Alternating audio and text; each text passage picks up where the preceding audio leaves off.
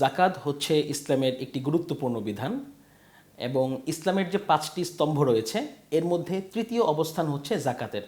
অর্থাৎ একজন মানুষ কালিমা পড়ে মুসলমান হওয়ার পরে তার উপর প্রথম যে ফরজটা সেটা হচ্ছে নামাজ আদায় করা এবং এই নামাজের পরেই কিন্তু জাকাতের বিধান। এবং পবিত্র কোরআনে অনেক জায়গাতে যেখানে নামাজের কথা বলা হয়েছে এরপরেই কিন্তু জাকাতের কথা বলা হয়েছে। এর কারণ হলো যে মানুষ মৌলিকভাবে যে আমল করে থাকে আমলগুলো এগুলো হয়তো তার দৈহিক আমল অথবা সে এটা তার সম্পদ থেকে করে থাকে। এই জন্য পবিত্র কোরআনে অনেক জায়গাতে যেখানে নামাজের কথা বলা হয়েছে এরপরেই জাকাতের কথা বলা হয়েছে। তো এটা অনেক গুরুত্বপূর্ণ একটা বিধান এবং এই বিষয়ে আসলে পবিত্র কোরআনের বিভিন্ন আয়াত এবং বিভিন্ন হাদিসের মাধ্যমে আমরা এর অনেক গুরুত্ব আমরা পেয়েছি।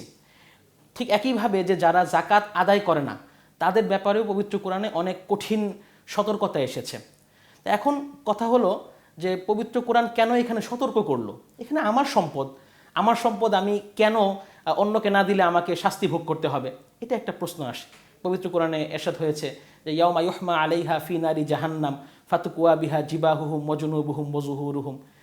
নতুন রিন গভীর থেকে পরিষ্কার করে কাপড়কে রাখে নতুনের মতো উজ্জ্বল। নতুন রিন অ্যাডভান্স পাউডার। যে যারা তাদের সম্পদকে গচ্ছিত রাখে, পুঞ্জীভূত করে রাখে, অন্যকে দেয় না, এই সম্পদগুলোকে সেই কিয়ামতের ময়দানে সেগুলোকে উত্তপ্ত করা হবে এবং এগুলো দিয়ে সেই ব্যক্তিকে মানে শাঁকা দেওয়া হবে তার পিঠে, তার গ্রীবায়, এরকমভাবে শাঁকা দেওয়া হবে এবং বলা হবে যে হাদা মা কানাস্তুম লি আনফুসিকুম ফাযুকু মা কুনতুম তাকনিজুন।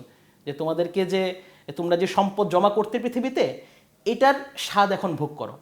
তা এখন প্রশ্ন আসতে পারে এটা যে সম্পদ এটা তো আসলে আমার সম্পদ, আমি উপার্জন করেছি, তাহলে এই সম্পদ না দিলে কেন এত বড় শাস্তির বিধান পবিত্র কোরআনে আসলো? এখানে আমাদেরকে একটা প্রিন্সিপাল মনে রাখতে হবে, একটা মূলনীতি মনে রাখতে হবে। সেটা হলো যে সম্পদের প্রকৃত মালিক হচ্ছে আল্লাহ তাআলা। যত সম্পদ আছে এই সব সম্পদের মালিক, প্রকৃত মালিক আল্লাহ তাআলা। আমরা যে কাগজের মুদ্রা ব্যবহার করছি এটাও তো কোনো একটা প্রাকৃতিক দামি সম্পদের এগেনস্টেই একসময় ছিল। তো আমি একটু সহজ করে বোঝানোর চেষ্টা করছি যে যদি একজন মানুষ ইন্তেকাল করেন বা মারা যান, সে যত টাকার সম্পদের মালিকই হোক, যত সম্পদের মালিকই হোক, তিনি কিন্তু এই টাকাটা সঙ্গে নিয়ে যেতে পারেন না, এটা তার পরবর্তীদের কাছে চলে আসে। তো চিন্তা করুন যে যদি এরকম হয়, আল্লাহ না করুন, যে কোথাও এক জায়গায় অনেকগুলো মানুষ একসঙ্গে মারা গেছে, তাহলে এই সম্পদগুলো কিন্তু জায়গায় পড়ে থাকবে। এবং এভাবে চিন্তা করতে করতে আমরা একদম কিয়ামতের কথা চিন্তা করি, যেদিন সর্বশেষ যে মানুষদের জানগুলোকে নিয়ে নেওয়া হবে, আত্মাগুলোকে বের করা হবে, তারা যখন মারা যাবে তাদের কাছেও তো সম্পদ থাকবে, কিন্তু তারা মারা যাওয়ার পরে সম্পদগুলো কোথায় যাবে? এগুলো কিন্তু পৃথিবীতেই পড়ে থাকবে। কারণ হচ্ছে এগুলোর প্রকৃত মালিক আল্লাহ তাআলা। এই বিষয়টা যদি আমাদের মাথায় থাকে তাহলে জাকাতের বিষয়টা আমাদের জন্য বোঝা সহজ। আল্লাহ তাআলা আমাদেরকে যে সম্পদ দিবেন, আমাদের প্রয়োজনের পরে যে সম্পদটা আমাদের কাছে থাকবে, এই সম্পদের 2.5% এটা আমার না, এটা অন্যের হক, এটা মাথায় রাখতে হবে। অর্থাৎ আমার প্রয়োজনের পরে যদি আমার কাছে নেশাব পরিমাণ সম্পদ থাকে, তাহলে ওই সম্পদের প্রতি 100 টাকায় 2.5 টাকা হচ্ছে অন্যজনের, আমার না। তো যেহেতু টাকাটা আমার না, সুতরাং এটার প্রতি আমি যদি লোভ করি তাহলে তো এটা আমার পাপ হওয়াটাই স্বাভাবিক এবং এটা অন্যকে দিয়ে দিতে হবে, এটাই স্বাভাবিক। এই জন্যই কিন্তু জাকাতের বিধানটা রাখা হয়েছে। এবং এই জাকাত যেহেতু এটা আমার না, অন্যের হক, এজন্য প্রত্যেকের উচিত যাদেরই জাকাত ফরজ হয়েছে, যাদের উপর জাকাতের বিধান এসেছে, অর্থাৎ 7.5 তোলা স্বর্ণ বা 52.5 তোলা রূপা বা এর সমপরিমাণ টাকা অথবা এই পরিমাণ ব্যবসায়িক পণ্য যদি কারো কাছে থাকে, তাহলে ওই সম্পদটা যদি তার কাছে চন্দ্র মাস হিসেবে, চন্দ্র বছর হিসেবে 1 বছর অতিক্রান্ত হয়, তাহলে তাকে এই সমুদয় সম্পত্তির উপরে 2.5% জাকাত দিতে হবে। এবং এটা কিন্তু অবশ্যই তার প্রয়োজনের বাইরে, অর্থাৎ তার প্রয়োজনের ভিতরের সম্পদ না, প্রয়োজনের বাইরের যে সম্পদ, ওই সম্পদ থেকে তিনি 2.5%, 1 বছর অতিক্রান্ত হওয়ার পরে 2.5% জাকাত দিবে। আচ্ছা, এখন এই জাকাতটা কাদের উপর ফরজ এটা বললাম একটু আগে, যে যার কাছে 7.5 তোলা স্বর্ণ বা 52.5 তোলা রূপা আছে বা এই পরিমাণ অর্থ আছে, অথবা এই অর্থ পরিমাণ যার কাছে ব্যবসায়িক পণ্য আছে, অর্থাৎ কোনো একটা পণ্য তিনি ক্রয় করেছিলেন বিজনেস করার জন্য, ব্যবসা করার জন্য, যদি এই সম্পদটাও তার কাছে 1 বছর থাকে, তাহলে সেটার উপরেও 2.5% হারে জাকাত দিতে হবে। একটা গুরুত্বপূর্ণ মাসআলা যেটা প্রায়শই আমাদের কাছে আসে, সেটা হলো যে মহিলারা কিভাবে তাদের জাকাত আদায় করবে। তো আমাদের বাংলাদেশের প্রেক্ষাপটে একটা জিনিস খুব দেখা যায় যে পুরুষের চেয়ে অনেক সময় মহিলাদের নেশাব আগে পূর্ণ হয়ে যায় এর অনেকগুলো কারণ আছে। এর মধ্যে একটা কারণ হচ্ছে, একটা বড় কারণ যেটা, সেটা হলো যে মহিলাদের বিয়ের সময় দেখা যায় যে অনেক সময় পাত্রপক্ষ তাদের মোহরের যে টাকাটা ধার্য করে, এই টাকাটা কিন্তু তারা স্বর্ণের মাধ্যমে পরিশোধ করে দেয়। বা অনেক সময় দেখা যায় যে মেয়েদের বিয়ের আগেই অনেক স্বর্ণ থাকে। তো এই জন্য মেয়েরা কিন্তু বা মহিলারা কিন্তু এই জায়গাতে জাকাত দেওয়ার উপযুক্ত হয়ে যান অনেক আগেই। এখন প্রশ্ন হচ্ছে, মহিলাদের এই জাকাতটা কে আদায় করবে? আমাদের বাংলাদেশের পার্সপেক্টিভের যেটা আমরা দেখি, অধিকাংশ ক্ষেত্রে আমাদের মহিলারা গৃহিণী থাকেন, তারা ঘরের মধ্যে থাকেন, বাইরে গিয়ে কিন্তু উপার্জন করেন না সাধারণত, আর কি সাধারণ সেন্সে বলছি। তো সেই ক্ষেত্রে ওই মহিলাদের যাদের উপার্জনের কোনো মাধ্যম নেই, তাদের ক্ষেত্রে যদি স্বামী সামর্থ্যবান হন, তাহলে সেই ক্ষেত্রে স্বামী ওনার যে জাকাতটা আছে এটা স্বামী আদায় করে দিবেন, এবং এটাই উচিত। যেহেতু মহিলা বা স্ত্রী তিনি ঘরের কাজ করছেন, ঘরকে সামলাচ্ছেন, হ্যাঁ, এই জন্য পুরুষের উচিত হবে যে মহিলার এই জায়গাটাতে করা, মানে মহিলার এই জায়গাটাতে তাকে হেল্প করা এবং তার জাকাতটা আদায় করে দেওয়া।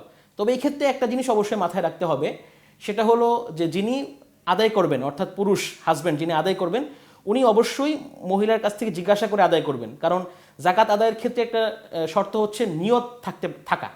এখন মহিলা যদি নিয়ত না করে, তাহলে কিন্তু তার যে স্বামী তিনি কিন্তু জাকাত আদায় করে দিলেও জাকাতটা আদায় হবে না। এই জন্য ওইটা আলোচনার মাধ্যমে নির্ধারণ করতে হবে। এখন আরেকটা বিষয় এখানে আসে, সেটা হলো যে অনেক মহিলার ক্ষেত্রে দেখা যায় যে তিনি জাকাত দেওয়ার উপযুক্ত, তার কাছে স্বর্ণ অলংকার আছে কিন্তু অতিরিক্ত টাকা পয়সা নেই। অন্যদিকে তার হাজব্যান্ড, তিনিও দেখা গেছে যে নিম্ন আয়ের মানুষ, বা উনি যেই আর্নিংটা করছেন, যে উপার্জনটা করছেন, এই উপার্জনটা দেখা যায় যে উনার পারিবারিক কাজে বা খরচ হয়ে যায়, অর্থাৎ তার কাছে সেভিংস থাকে না। উনি যে স্ত্রীর জাকাতটা আদায় করবেন এরকম অর্থ তার কাছে থাকে না। তো সেই ক্ষেত্রে আসলে করণীয় কি?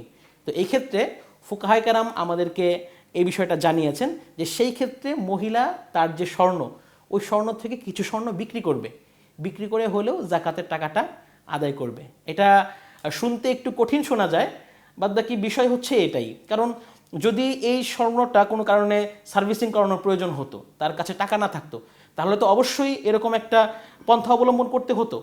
যেহেতু জাকাতের যে বিধানটা, এখানে যে টাকাটা আমি আলাদা করছি এটা আমার না, এটা অন্যের টাকা, তাহলে আমাকে বুঝতে হবে যে আমার কাছে যে 7.5 তোলা স্বর্ণ বা সমপরিমাণ বা এর চেয়ে বেশি স্বর্ণ আছে, বা 52.5 তোলা রূপা বা এর চেয়ে বেশি রূপা আছে, এইখানে একটা অংশের হক অন্যজন, এইটা যখন প্রত্যেকে মাথায় নেবে যে এখানে তো পুরাটার মধ্যে পুরাটা আমি মালিক না, এখানে অন্য একজন মালিক আছে, এটা যখন তিনি বুঝতে পারবেন, তখন কিন্তু এই যে স্বর্ণ বিক্রি করার বিষয়টা আর কঠিন মনে হবে না।